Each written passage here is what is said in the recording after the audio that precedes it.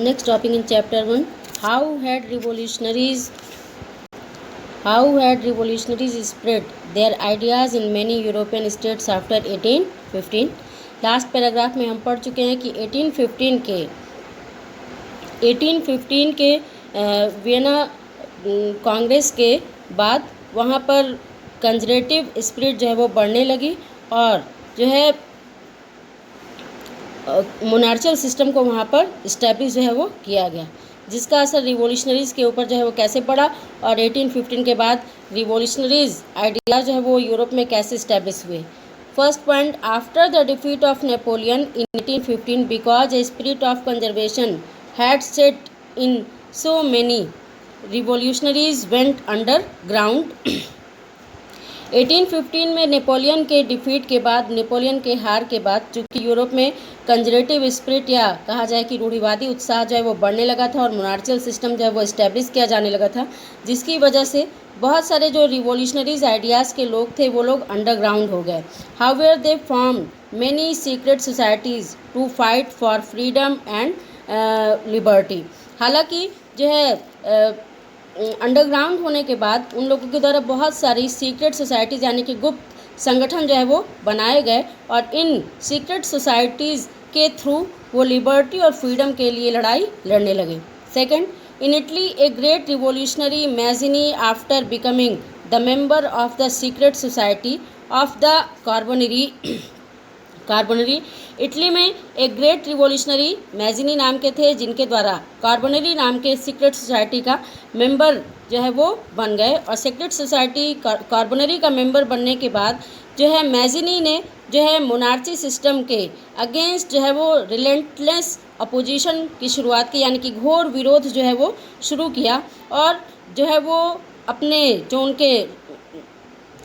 Mazzini के जो democratic Republic के विज़न थे, यानी कि डेमोक्रेटिक रिपब्लिक के जो विचार थे, उसकी वजह से जो यूरोप के कंजर्वेटिव्स थे वो उनके अंदर भय या आतंक जो है वो पैदा हो गया। In the July revolution of 18 third point है, in the July revolution of 1830 in France the liberal revolutionary overthrew the conservative Bourbon king Charles 10 and installed constitutional monarchy there with Louis Philippe as its head। जुलाई में France में 1830 में जुलाई में first revolution जो है वो हुआ और इस रिवॉल्यूशन में जो वहाँ के लिबरल रिवॉल्यूशनरी थे उनके द्वारा कंजर्वेटिव बॉर्बन किंग चार्ल्स को गद्दी से हटा दिया गया और उनकी जगह जो है कॉन्स्टिट्यूशनल मोनार्ची को इस्टेब्लिश किया गया, जिसका हेड उनके द्वारा लुइस फिलिप्पे को अपॉइंट जो है वो किया गया। सच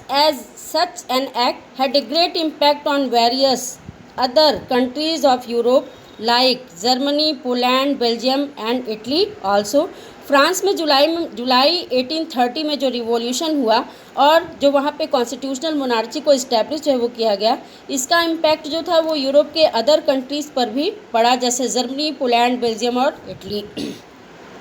fourth point, in 1848 there was another revolution in France as a result of which a republic was established there. इसके पहले थर्ड पॉइंट में हम पढ़ चुके हैं कि 1830 में फ्रांस में पहला रिवॉल्यूशन हुआ और वहाँ पर कॉन्स्टिट्यूशनल मोनार्ची को जो है वो इस्टेब्लिश किया गया। लेकिन 1848 में फ्रांस में एक दूसरा रिवॉल्यूशन हुआ और इस रिवॉल्यूशन के कॉन्सिक्वेंस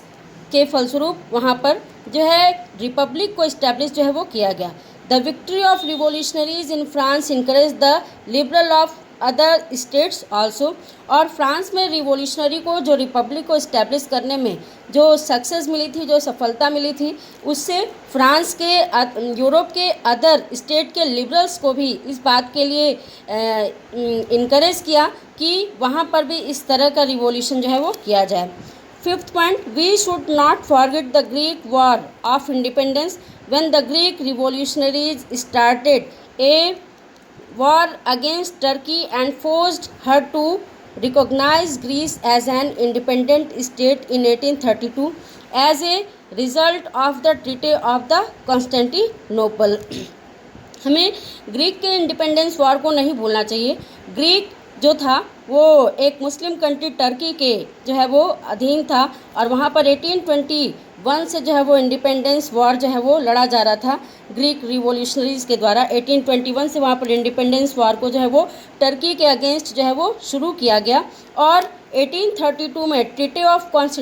कॉन्स्टेंटिनोपल के परिणाम स्वरूप ग्रीस को इंडिपेंडेंट स्टेट के रूप में मान्यता या पहचान जो है वो मिली।